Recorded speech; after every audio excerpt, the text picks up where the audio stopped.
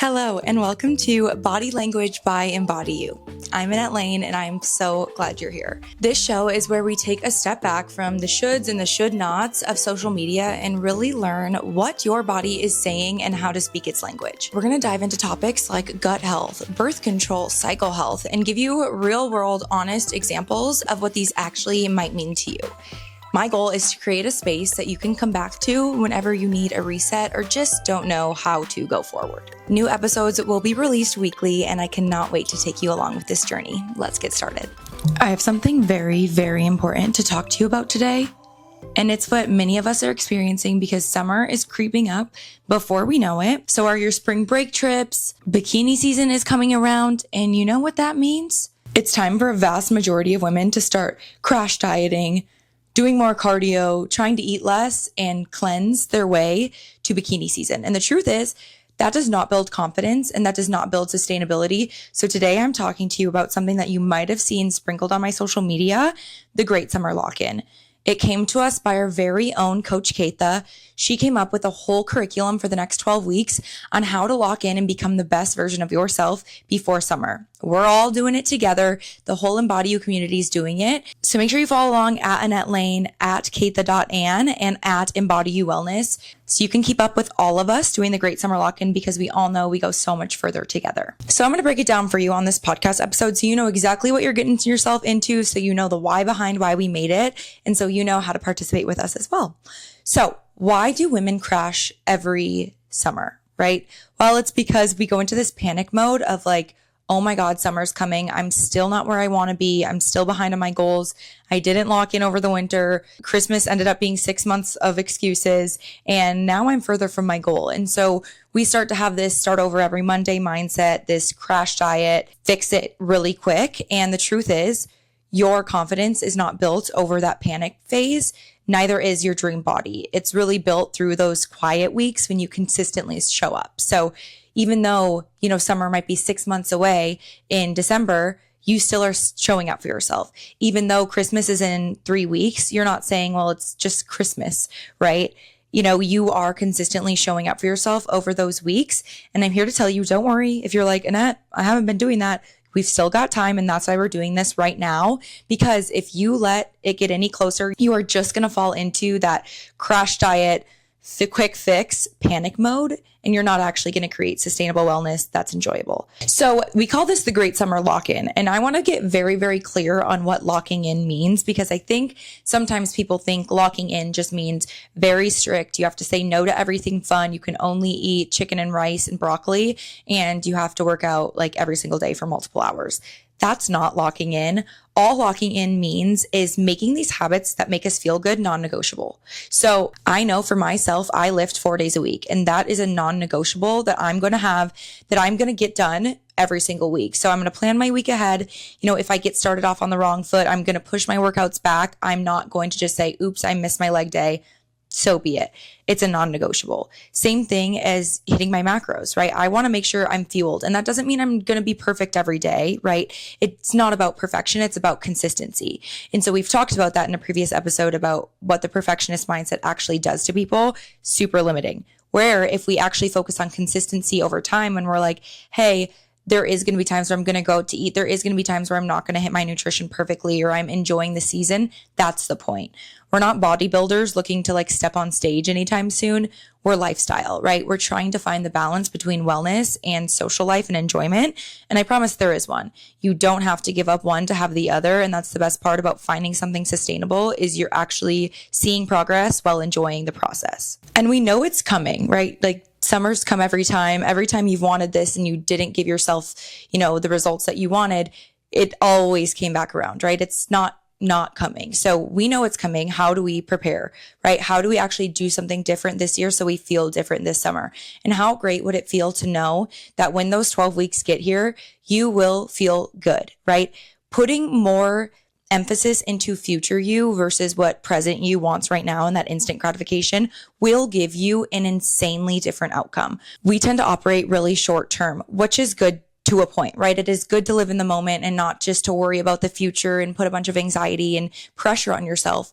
But when we don't think about it at all, we end up in a spot where we don't want to be, where we don't feel good, because we don't realize it takes 30, 60, 90 days before that to actually feel a difference. So when we start doing that, I know what I'm doing right now. I'm going to feel really good in a month, in 2 months, in 3 months from what I'm doing today.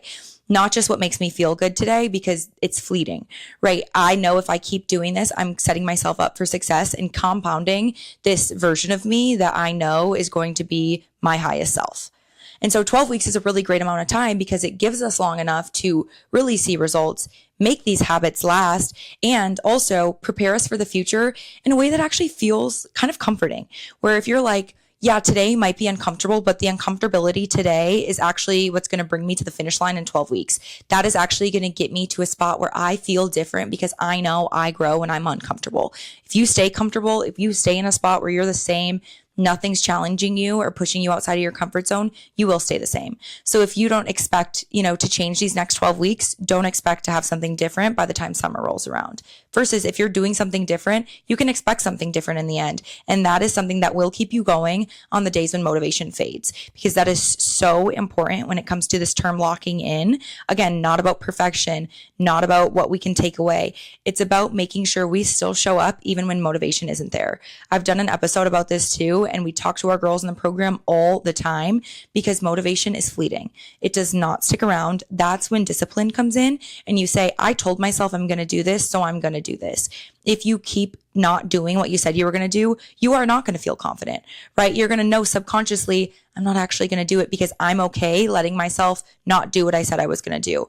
And it's a standard we hold a lot of other people to, and we don't hold ourselves to the same one. If someone in your life kept showing up and saying, I'm going to do it, and didn't do it, you'd probably cut that person off, right? Or distance yourself. But when it's ourselves, we're like, oh, it's fine. No big deal. It's just one day. It's just one workout. It's just one burger. It's just one meal, right?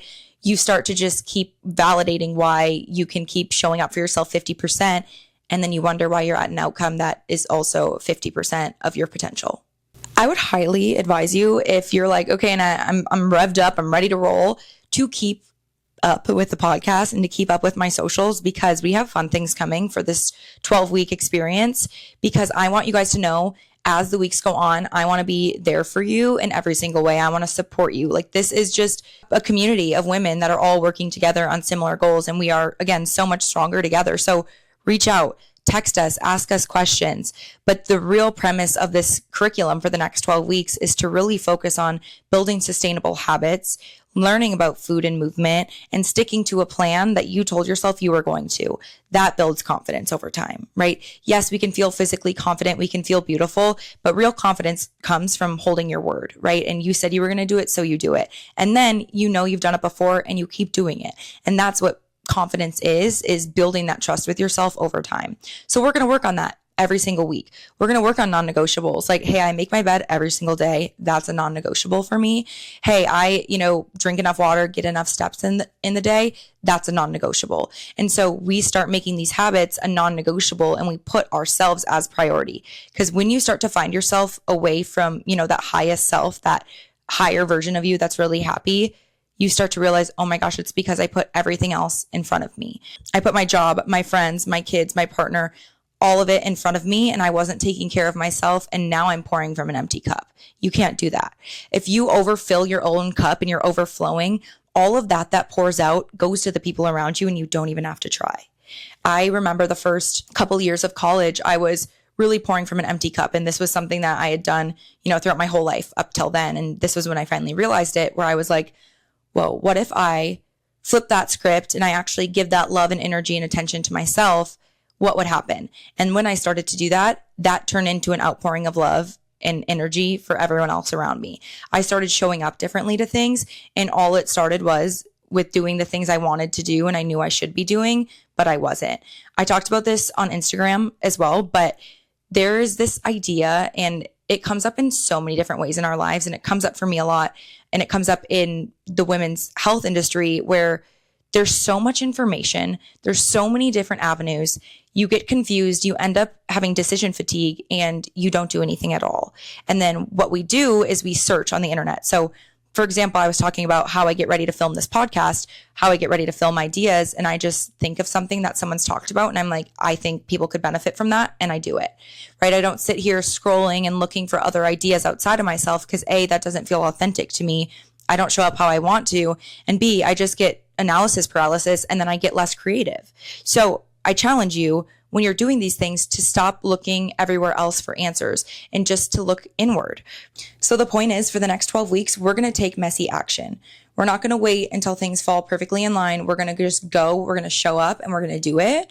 And we're not going to wait until the stars align and everything feels perfect. Because when we do that, we don't do anything at all. When we look everywhere else but ourselves for answers and we're like on TikTok and we're like, wait, should I do that? No, now I should do this. Her workout says, weightlifting's bad for you. Her workout says Pilates is bad for you. What do we trust? What do we listen to? You don't do anything. And then you just see people doing it. And then you feel even worse because you're like, look at Michaela doing what I said I wanted to do, but I can't do it. I didn't show up to the gym today and I'm sitting here scrolling my bed and now I feel like shit, right? And so we keep proving to ourselves that everyone else around us can do it but us. And it's not true. So put your phone away.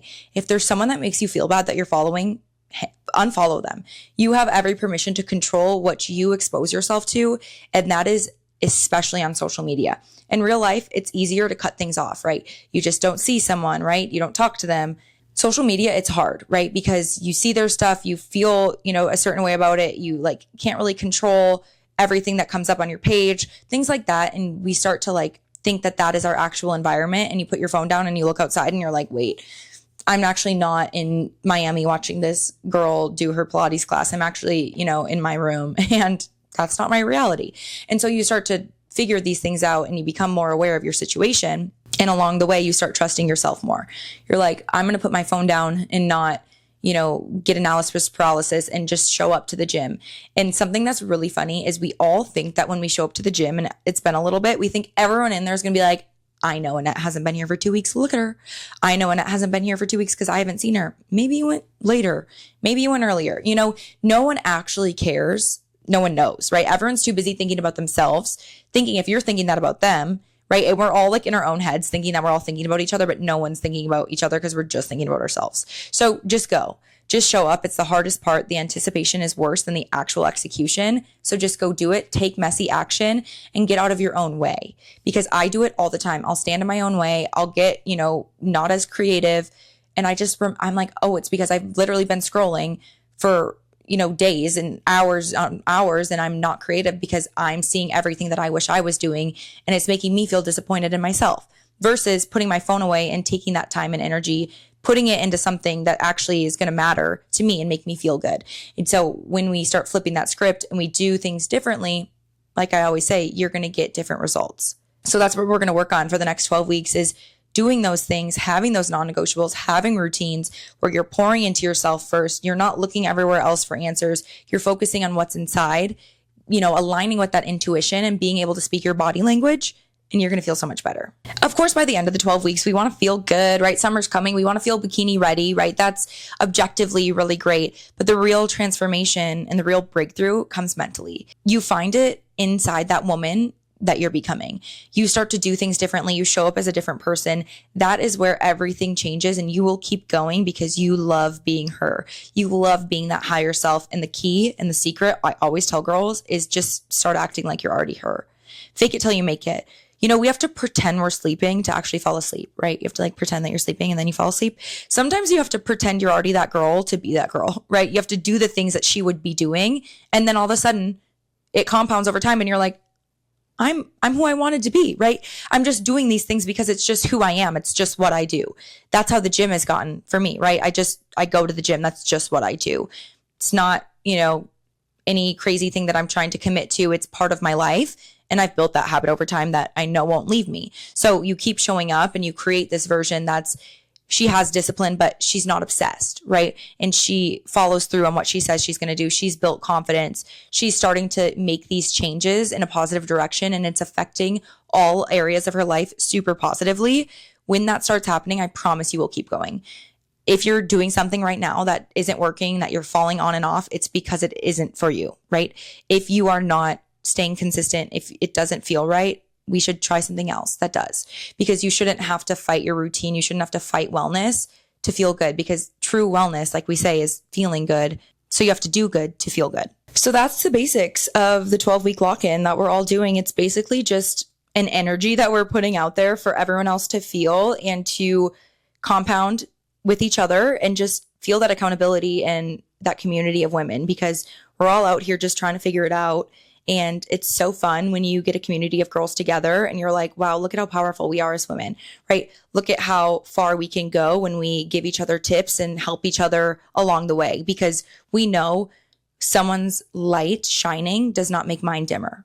And that's the most beautiful thing you can learn as a woman, is to not see that as intimidation, is to see that as inspiration and be like, wow, she looks so beautiful doing that.